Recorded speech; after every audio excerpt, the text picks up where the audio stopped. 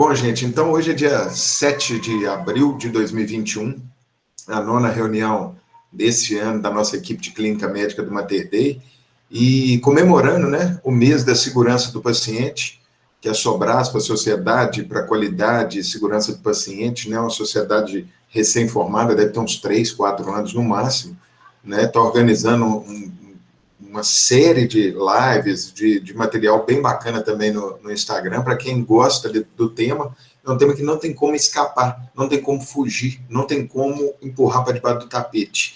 Então, a ideia dessa aula, eu costumo dar ela geralmente anualmente, é para reforçar a importância disso. E nessa aula especificamente, eu vou comentar, vou falar 7 lições práticas para lidar com a segurança do paciente, para controle, obviamente, de falha na assistência. E vocês veem que o erro médico, eu coloquei em parênteses por um motivo, entre aspas, né, por um motivo claro, que é um termo que não deve ser utilizado.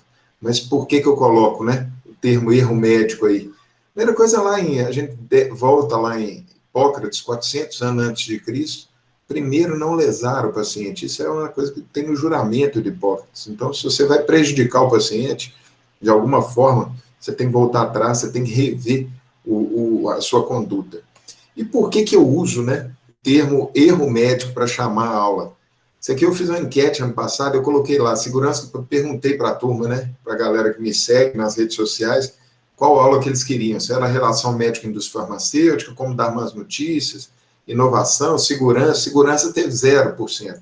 Aí eu mudei a enquete, eu pus qual é a próxima aula? Erro médico, o jeito de abordar isso explodiu. Relação médica e indústria farmacêutica ficou do mesmo jeito. Tá certo que a turma do Como Dar Umas Notícias pulou para o erro médico, mas quando você fala de erro, né, a galera assusta, a galera preocupa. E o erro médico, na verdade, como eu já disse, ele é errado, é um termo errado. É a mesma coisa que você chamar tudo quanto é haste flexível de cotonete. Né? Então, é difícil também você chamar uma porcaria dessa de haste flexível, né? O nome disso aí é haste flexível, cotonete é a marca. E erro médico virou uma marca, virou uma coisa, para qualquer falha na assistência à saúde, o termo erro médico é utilizado. Então, o médico, às vezes, não tem nada a ver com a história, né, de maneira direta, e vem na mídia, erro médico, erro médico, erro médico. E o termo correto é falha na assistência. A gente tenta evitar a palavra erro, apesar de que os erros acontecem sim, e as falhas acontecem sim. E essa aula eu vou comentar com vocês algumas coisas em relação a isso. Como que a mídia aborda, né? Você entra na internet, a gente já conhece a mídia, né? Se torcer um pouquinho, escorre até sangue, o negócio é meio dramático, leva-se sempre para o lado mais cruel da história. Então, suspeita de injetar vaselina na veia vai ser ouvida na quarta, mulher deverá ser indenizada por erro médico, idosa foi operada da perna errada. Tá certo, isso aqui aconteceu, não estou negando a falha. Tá? Isso é muito importante, deixar muito claro isso. Mas o jeito como a gente aborda as falhas e o erro é que está completamente errado. E essa aula, se vocês saírem daqui com um pouquinho dessa mudança de paradigma, eu já vou ficar satisfeito. Primeira coisa, gente, se a gente não discutir o assunto, eles vão discutir por nós, isso é fato. Então, se nós, né, da área de saúde, se a gente não começar a discutir, se a gente não começar a preocupar, se a gente não começar a estudar isso e fazer da forma certa, ninguém vai fazer por nós. Então, a gente está dentro do sistema, quem tem que mudar o sistema somos nós. Quem tem que mudar a percepção de falha dentro do sistema somos nós. Eu vou trazer alguns conceitos aqui para vocês que parecem absurdos num primeiro momento, mas que são absolutamente já provados que funcionam em outros setores, principalmente a aviação, né, que é um dos setores, né, de alta complexidade que estão mais avançados em termos de segurança. Então, a gente precisa discutir. A primeira lição é essa. Gente, estudem segurança do paciente. É uma área que está crescendo absurdamente e precisa de gente boa trabalhando nisso aqui. Erro médico, quando a gente fala de erro médico, você joga lá no Google, né, as primeiras coisas, anúncio, né, indenização de erro médico, negligência, erro médico. Erro médico é igual processo. Errou, processa. Errou, ganha dinheiro, pelo menos. Sofreu um dano danado, ganha dinheiro, pelo menos. É assim que funciona. É assim que vem andando a situação relacionada à segurança do paciente. E isso, gente, infelizmente, não leva a lugar nenhum, por incrível que pareça. Processar não vai melhorar o sistema. Ah, mas o médico vai aprender, o profissional vai aprender, o hospital vai aprender. Não aprende. O jeito certo de fazer não é esse. Não estou falando que não tem que processar, que não tem que punir de alguma forma, tá? Mas assim, não é dessa forma que a gente vai melhorar o sistema. E o sistema de saúde é absolutamente falho, perigoso, tá? E aí eu trago esse artigo achei muito legal a figurinha, né? A figurinha da caveira, do San Diego, lá da Tribuna de San Diego, 2016, falando, né? Será que as penas, né, as multas, elas vão reduzir os erros médicos? E aí lá na Califórnia mostraram que multas até de 125 mil dólares por evento, que seria, vamos dizer assim, prevenível, não fez diferença. A multa não melhorou, não diminuiu o erro, tá? Ou seja, pagar, processar, não diminui, não melhora o sistema. Isso é fato. Segunda lição, achar um culpado é o jeito mais fácil de achar que resolveu o problema. Tá? Você apontar o dedo, você que errou, é o jeito mais fácil de achar que resolveu o problema. Manda embora, processa. Não vai resolver. Porque o problema, na grande maioria das vezes, não é a pessoa.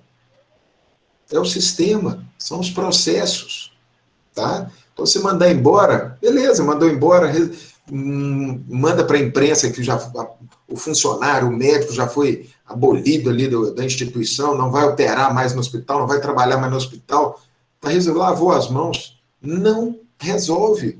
Daqui a pouco vai acontecer de novo, tá? Geralmente, gente, aí já é a terceira lição, o que acontece?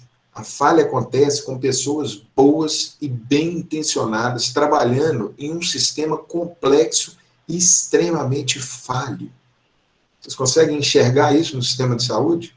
Quem estava na linha de frente agora, quem está, né, na linha de frente do atendimento ao Covid, nessa pandemia, conseguiu enxergar isso de maneira muito clara, escancarar essa fragilidade do sistema de saúde, principalmente na porta de entrada, no pronto-socorro. Ficou muito evidente agora. Então, são profissionais extremamente cansados, trabalhando muito, num ambiente extremamente complexo, né? Um ambiente extremamente... Deixa eu tirar aqui para não ficar batendo. Num ambiente extremamente ríspido, família, paciente com os nervos à flor da pele, né? Então, trabalhar na linha de frente no sistema de saúde é extremamente complexo. E as falhas vão ocorrer, sim. Geralmente são os jovens profissionais que estão ali, na linha de frente. Então não adianta ficar escondendo a poeira para debaixo do tapete, não. Então a terceira lição é essa.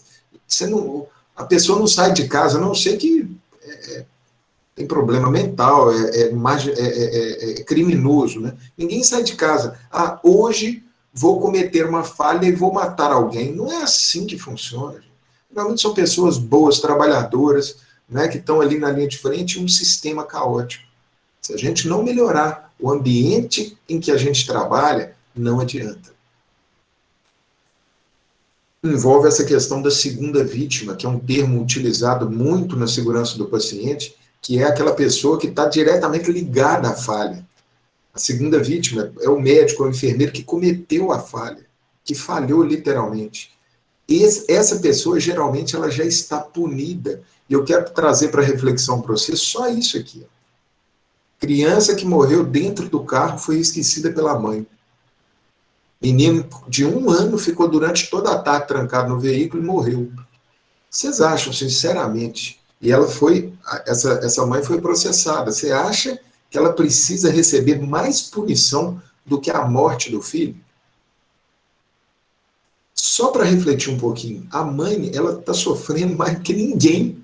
Ela literalmente já pagou a falha dela com juros, correção monetária. Tá? Isso acontece muito em saúde. São profissionais que não estão ali querendo errar, não, muito pelo contrário. né, e que vão sofrer tanto quanto, ou até mais às vezes, do que a própria vítima. Você pega um caso desse, né? Idosa recebe café com leite na veia e morre no rio. Breno, isso aí não tem jeito, tem que processar mesmo, isso é um absurdo. Café com leite na veia, isso aqui, pelo amor de Deus. Aí você vai avaliar a situação. O café com leite, ele parece uma dieta, né? Uma dieta interal que a gente utiliza para passar por sonda, para nutrir o paciente. Muito parecido, o café com leite. Pô, Breno, mas aí injeta pela sonda, pô, não é pela veia, tá? Mas se você não tem dispositivo nenhum que impede de você pegar, e geralmente você aplica aquilo ali com injeção mesmo. Né? Você pega e aplica na sonda nasentérica. Aquilo ali encaixa perfeitamente no catéter venoso do paciente. Breno, não justifica, isso aí não tem justificativa, beleza. Jovem que aplicou café com leite na veia da idosa tinha 3 dias de estágio. O que ele estava fazendo ali? Sozinho, injetando negócio na veia da paciente. É o sistema que está errado.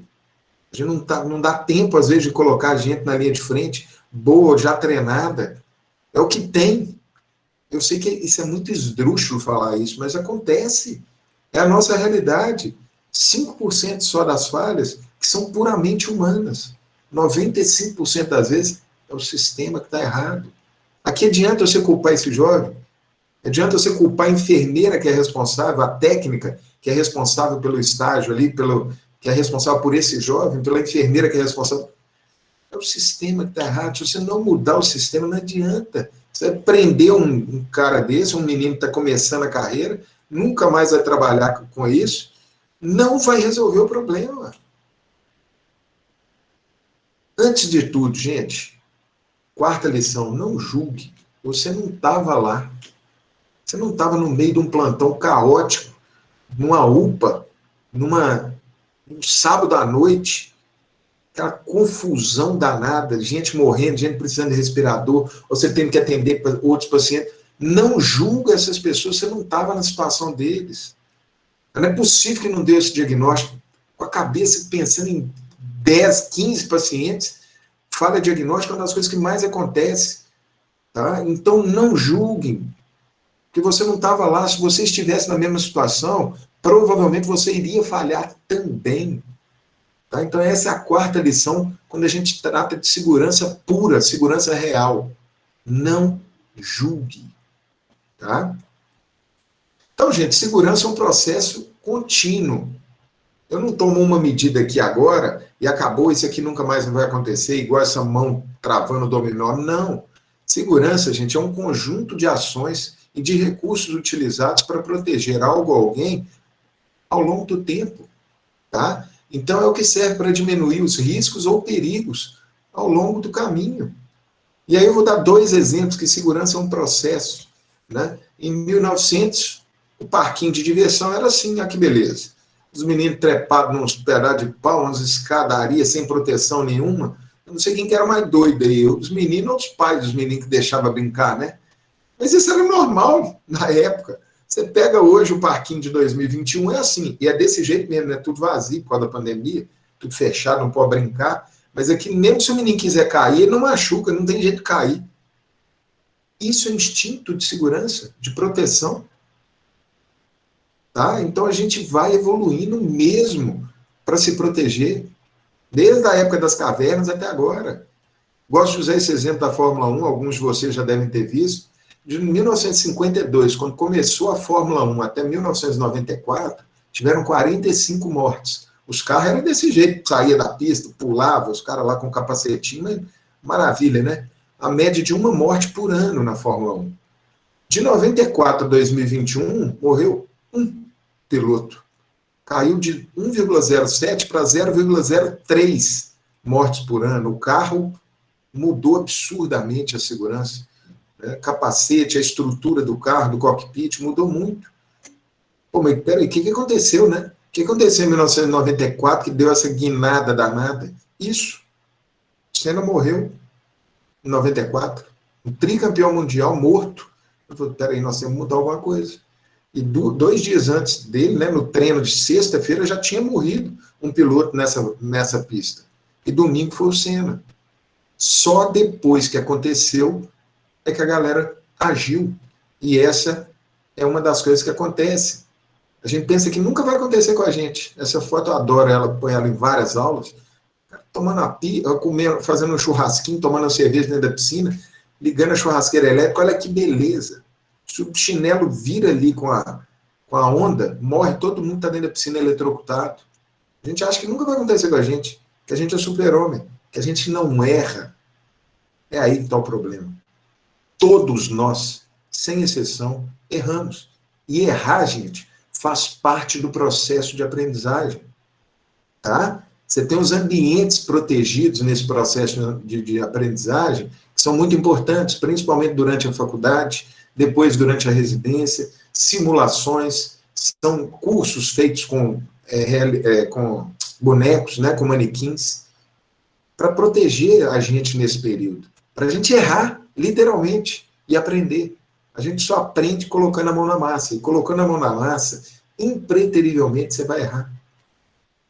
E aí vem a quinta lição, em relação a tudo, não é só a segurança, né? Nós somos reativos, a gente só toma uma atitude depois que acontece. E segurança, gente, é antecipação. Segurança é tentar prever a próxima falha, ou a partir daquela falha, você corrigir o processo, para ela nunca mais acontecer, ou acontecer em situações mínimas, né? Que foi o que aconteceu com os acidentes na Fórmula 1, por exemplo. Tá? Então, segurança é antecipação. Quinta lição. E aí a gente entra na questão da segurança do paciente, comemorando aí junto com a Sobrasp esse mês, né? A gente definitivamente não estamos fazendo isso direito. A gente não está conversando sobre isso direito. A gente não está estudando sobre isso direito. Claro, gente, que tem uma onda grande no mundo inteiro e no Brasil, representado pela Sobrasp, né, que é a Sociedade de Segurança do Paciente, né? Mas ainda é muito pouquinho. É uma marolinha ainda, tem muita coisa para andar. A gente sabe que as causas de morte no mundo, a primeira, doença cardiovascular, segunda, as neoplasias, os tumores, e terceira, falha na assistência. Então, se a gente fechar o olho para isso aqui, ou não discutir isso aqui, nós estamos sendo, no mínimo, negligentes. Agora, quem entra no negócio? É o jeito de discutir é que está completamente errado. E é isso que eu quero conversar com vocês. Só para vocês entenderem, então, a dimensão do problema, isso é um dado um pouco mais antigo, mas muito atual.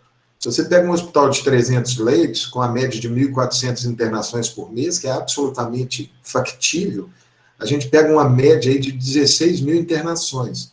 Nós sabemos que 10% das pessoas que internam sofrem um evento adverso. Então, vão acontecer aproximadamente 1.680 eventos adversos por ano dentro de um hospital. Eventos adversos, gente, é desde um diagnóstico errado, uma medicação feita errada, a dose inadequada da medicação, operar o lado errado, é para operar o joelho direito, opera o esquerdo, isso mas não é possível.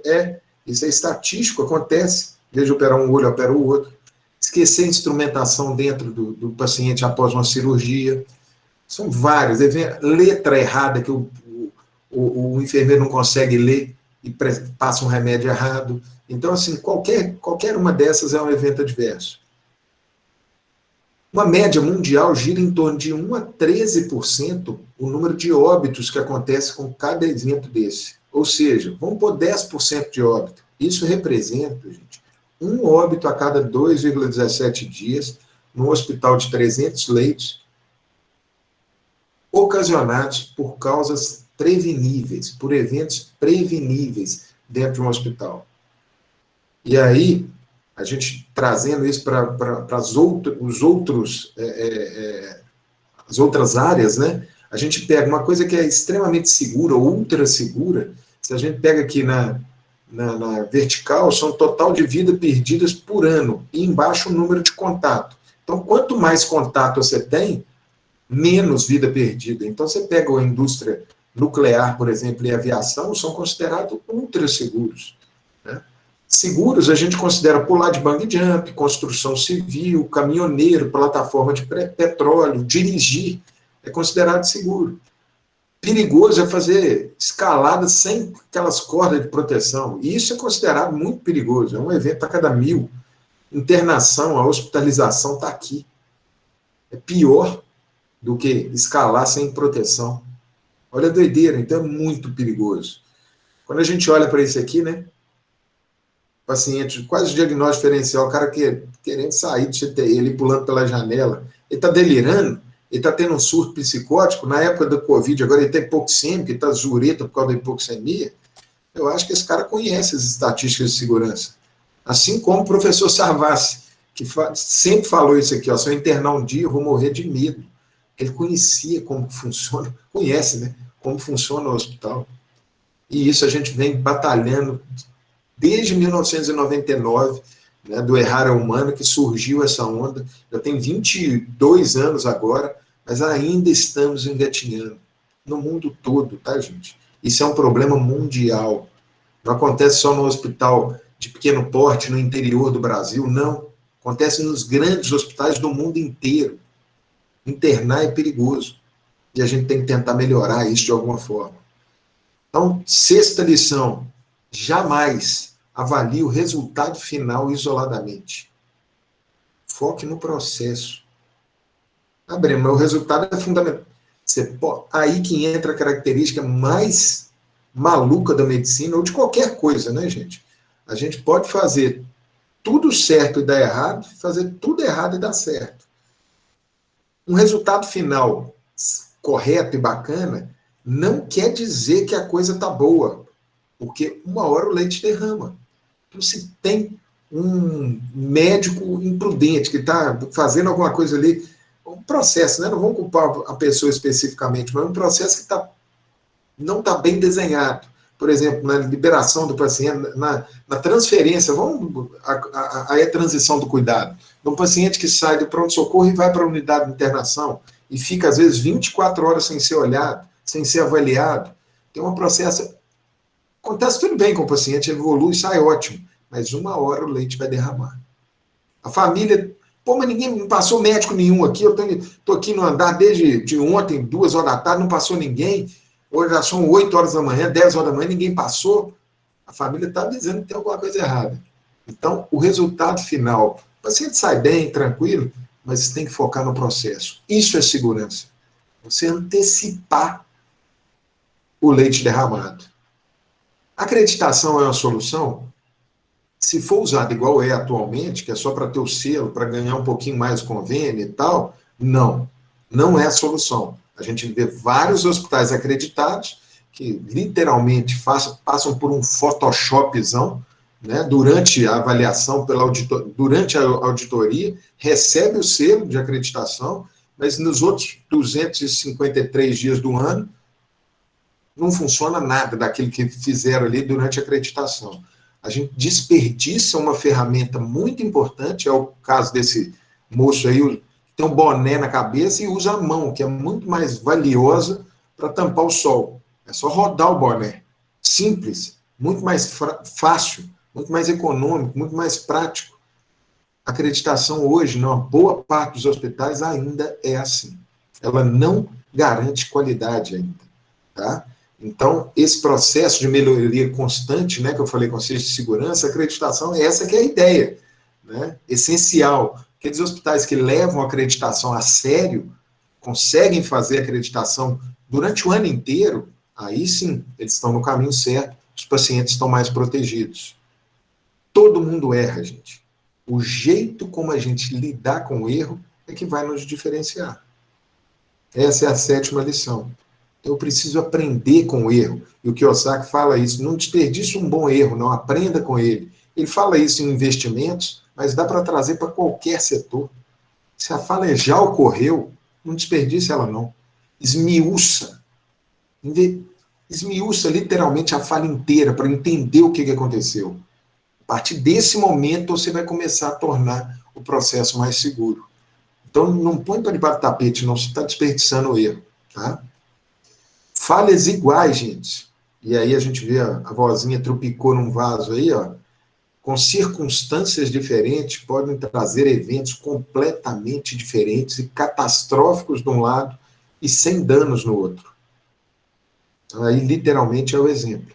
A mesma falha em circunstâncias diferentes. E na saúde, gente, isso acontece direto, porque são inúmeras variáveis, né? Como eu falei anteriormente, medicina. Você faz tudo certo, dá errado. Essa é a 8ª lição. Você faz tudo errado e dá certo. Divida essa incerteza com o paciente e com a família. Não garanta 100%.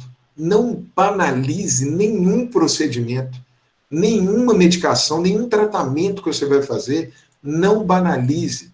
Divida a incerteza com seus pacientes e com os familiares. Isso diminui muito a chance de confusão, porque você está antecipando uma falha que pode acontecer, inerente do processo. Você pode fazer tudo certinho e dar errado no final, porque medicina é assim, as variáveis são muitas. Tá? Então, dividir essa incerteza, eu considero uma das lições mais importantes em se tratando de paciente, em se tratando de segurança. Você traz o paciente e a família para o seu lado. E essa é uma das lições aí da frente. O paciente, ele é a última barreira. Treine-o. Deixe ele a par da situação. Tá? Então, por exemplo, no meio do Covid, agora que a confusão danada. Aqui, você tem um oxímetro em casa? Traz esse oxímetro para o hospital. Não vão ficar esperando a enfermagem vir, medir. Faz você mesmo a monitorização aqui, porque nós estamos vivendo um momento caótico, está muito confuso, todo mundo sobrecarregado. Então, traz, e você vai monitorando, é muito simples. Se cair a oxigenação, você vai aumentar um pouco o oxigênio. Se começar a cair, você chama ajuda. Né? Então, você põe o paciente como última barreira. Explicar para ele quais medicações que ele está tomando ao longo da internação, os horários, por que ele está tomando aquelas medicações, para ele questionar que medicação é essa que você está me dando. Tá? Então, o paciente é a última barreira para a falha. Então, você tem que chamar o paciente para jogar junto.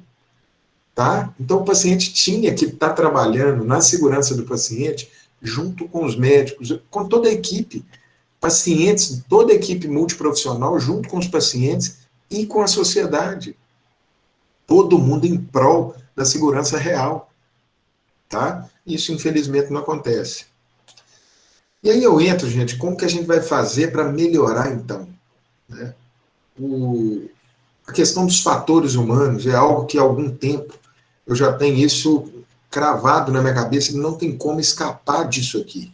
O Dirty Dozen foi utilizado na aviação também, são os 12 sujos, né? As 12 coisas que boicotam a alta performance, vamos dizer assim, ou que trazem a falha, elas são trazidas para segurança do paciente, inclusive. E os fatores humanos, gente, eles são fundamentais.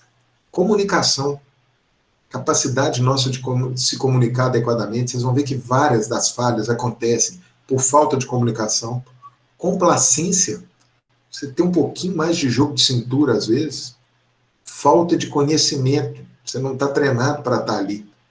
Distração, porcaria, avacalha qualquer um. Né? Você está fazendo um negócio, celular, toca o WhatsApp, quer confusão, mas distração não é só disso. Você está fazendo uma prescrição, aí vem a enfermagem.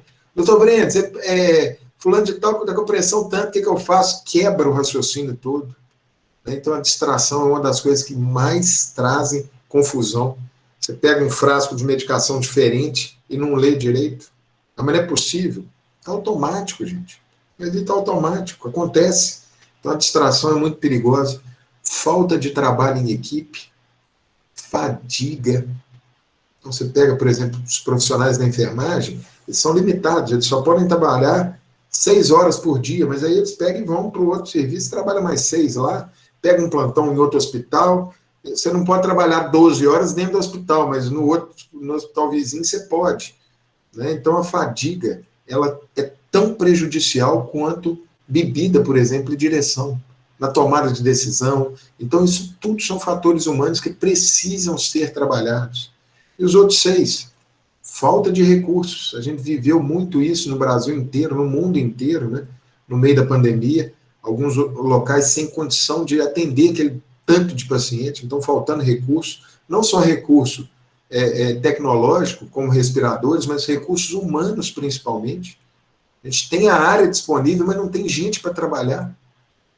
A pressão, de estar ali lidando com a vida da outra pessoa, né? Então, também é um desses dirty dozen, né, relacionado aí aos fatores humanos.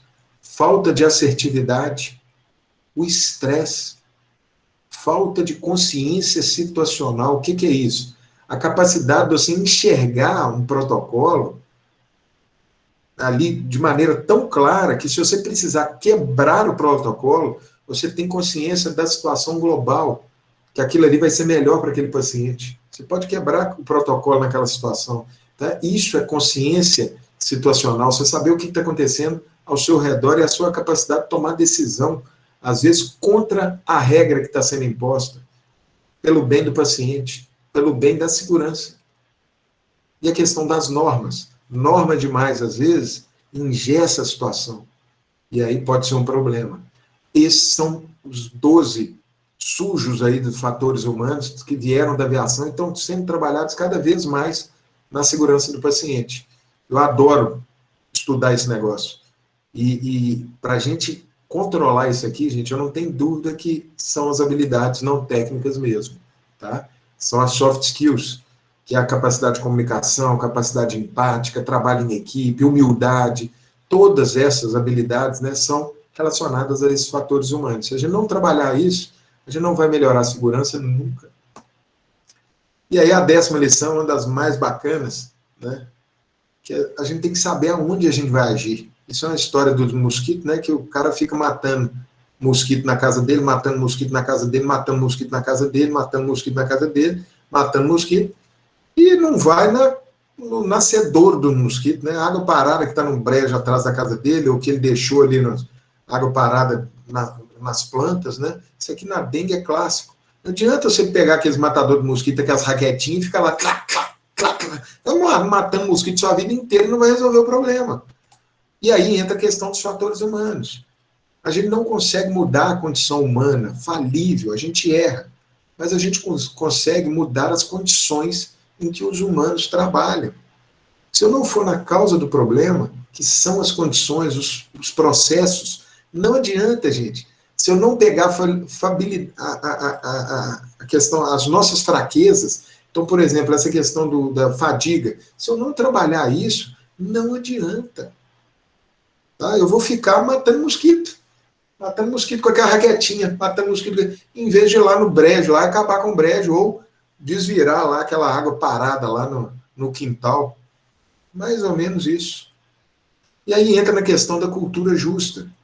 Cultura justa, gente, isso em vários setores já se utiliza, e agora, cada vez mais, na saúde, a gente vem trazendo esse conceito. O que seria o conceito de cultura justa? É o meio do caminho. Não é uma situação ou uma cultura de punição exclusiva e nem também absolutamente permissível. Não. A cultura justa é esse equilíbrio. E a cultura justa é todo mundo enxergando o processo como um todo, enxergando as falhas como aprendizado. E aí entra na questão da confiança. É um confiando no outro, um dando suporte para o outro. Então, se eu vejo que um colega não está em condição de trabalhar, ou de estar naquela posição que ele está, eu ajudo, eu interfiro, eu coloco o dedo lá para proteger o paciente, proteger o processo inteiro, proteger ele, inclusive. Tem que haver essa confiança mútua no ambiente de trabalho. Então, a cultura justa nada mais é do que um ambiente de trabalho propício a valorizar a segurança. Independência. Independência que eu falo é o seguinte, independente da sua hierarquia, né, você tem autoridade para intervir se você está vendo alguma coisa errada. E você não vai ser punido por causa disso, não, muito pelo contrário. Você vai receber um elogio, né? A facilidade em reportar as falhas. Você não vai ser punido. Você está vendo uma coisa errada, se você fez alguma coisa errada, chegue para o seu chefe, chegue para o seu superior, converse sobre aquilo, aconteceu isso. E eu estou desesperado, o que eu faço? Pede ajuda, essa facilidade em reportar. Gente, não é reportar e fazer notificação de evento adverso por si só, porque isso também não melhora porcaria nenhuma. que aqueles eventos adversos não se transformam em melhoria na grande maioria das vezes. Tem que ter essa liga, essa facilidade em reportar para quem realmente resolve. Motivação e promoção disso ao longo do tempo. Né? Isso é muito importante. Reconhecimento. Se você fez alguma coisa que beneficiou a instituição, que ajudou um paciente, você é reconhecido por aquilo. Aquilo que você fez é replicado. Então, essa valorização é muito importante. E o feedback. O feedback, essa tranquilidade de você saber dar feedback, receber feedback, é muito importante. É só dessa forma que a gente vai melhorando. Tá? Então, a cultura justa, basicamente, é isso. É um ambiente de trabalho propício a melhorar sempre. E reconhecer que a gente falha. Único exclusivamente isso. E ser justo com todo mundo. Né? Então, o dono da empresa, o CEO, o chefe, né, a pessoa que está mais acima ali na escala organizacional, essa pessoa ter isso na cabeça, porque a cultura justa, gente, ela é top-down. Ela tem que vir da alta liderança. Né? Essa liberdade de conversar sobre falhas, sobre erro, né? Para poder aprimorar o processo, aprimorar o sistema. Isso, gente, são os tops só que fazem isso. Disclosure, que é a transparência, né, que eu gosto de comentar também, é muito legal. A partir do momento que a falha ocorreu, a primeira pessoa que precisa saber é o paciente e sua família. Brent, você é louco? Não. Geralmente, o processo vem porque a família e o paciente não sabem o que aconteceu. Ninguém fala com eles. Ninguém fala o que aconteceu. Eu entrei com meu pai andando e meu pai morreu. E ninguém me falou por que meu pai morreu. Veio fazer uma cirurgia de vesícula, morreu, e ninguém me fala o que aconteceu. Todo mundo esconde. Todo mundo não, né, gente? E o disclosure, gente, é um processo, né? Vem da transparência no mercado financeiro, né? Mas a saúde já agregou isso, né? A transparência para deixar tudo muito claro com a família, com os pacientes, tudo que aconteceu, pedir desculpa pela falha, reconhecer a falha, pedir desculpa e mostrar o que está sendo feito para que aquela falha nunca mais aconteça. Isso que a família quer saber, ela quer saber o que aconteceu e o que vocês estão fazendo para isso nunca mais acontecer. E, obviamente, você vai dar suporte para aquela família também. Breno, mas se você chegar lá e falar que esqueceu uma tesoura dentro da barriga, os caras vão te processar. Tá vendo? Esse que é o paradigma que tem que ser quebrado. Peraí, não vá no resultado, vá no processo, vá no sistema. O que aconteceu para essa desgraça dessa tesoura ser largada dentro da barriga? Peraí, vamos ver o que aconteceu. O médico estava muito cansado, vocês não estão contando o material antes e depois, cadê o protocolo de cirurgia segura? Onde houve a falha? Estudar o processo, mesmo quando a falha não acontece. Porque isso é segurança. É só assim que a gente vai melhorar o sistema, tá? Para finalizar, isso aí é uma analogia que eu faço com a aviação, que eu também gosto de estudar muito, porque traz os insights, né? O que a aviação já viveu há 50 anos atrás, nós estamos vivendo agora. Né? E a aviação passou por isso. A aviação sabe que o erro acontece. Na saúde, o profissional não erra, não pode errar. Ele é treinado para não errar. O profissional é treinado para lidar com o erro. O profissional não discute o erro na saúde. Crie mecanismos, né, para prevenir ou detectar o erro precocemente, para não deixar o erro alastrar, vamos dizer assim. Né? Na saúde são pouquíssimos. Claro que a gente vem crescendo, gente, e existem alguns mecanismos, né, para prevenção, mas ainda nós estamos engatinhando. Você vê que o paradigma, esqueceu o negócio, processa, pelo amor de Deus, tem que processar. Está errado ainda. Pra vocês terem uma ideia, na aviação, isso é muito interessante. Quem investiga na aviação, quem faz a investigação de um acidente, ele não tem que se reportar à polícia, para você ter uma ideia. É independente. Ele está focando na segurança, ele não tem que entregar prova para a polícia. Olha a doideira do negócio. É uma coisa independente, protegida, blindada. Para quê? Para melhorar o sistema mesmo. E não ficar se punindo, porque punição não melhora nada, infelizmente. A visão do erro é construtiva. A visão do erro é punitiva ainda na saúde. É isso que a gente precisa de mudar. Beleza? E a 11ª lição é essa aqui. Não larga seu paciente, não. Aconteceu alguma coisa errada, aconteceu uma falha, não saia do lado do seu paciente. Essa questão da transparência, não perca aquele respeito, né, que o paciente tem por você, né, aquela confiança que o paciente tem por você. Jogue limpo, explique, divida as incertezas e caso ocorra alguma coisa, jogue limpo. É isso que você queria se você estivesse do outro lado. Eu quero saber o que aconteceu. O que aconteceu? Explique tudo. Peça desculpa se a falha ocorreu. Não abandone seu paciente. Ah, Breno, é ele que vai te abandonar. Se você estiver do lado do paciente, com transparência o tempo todo, né, a chance é muito pequena. Pode acontecer? Claro que pode. Na grande maioria das vezes, o médico foge desses pacientes. E aí, a insegurança, a incerteza, a agonia do paciente que não sabe o que aconteceu, ou a família que perdeu um ente querido, vai processar para saber o que aconteceu. Óbvio. Né? Então, não abandona seu paciente. Fique do lado dele sempre. Isso aqui vai dar um respaldo muito grande em termos de segurança, né, em termos de diminuição, de judicialização, que a gente vem vendo, aumentando cada vez mais nos Estados Unidos. E aí a gente pode discutir agora, ao final da aula. Vamos abrir para as perguntas. Eu espero que tenha mexido um pouquinho com vocês. Quem nunca escutou isso aqui, quem já escutou, tenha dado uma reavivada, porque isso aqui é um processo constante. E agora vamos abrir para perguntas.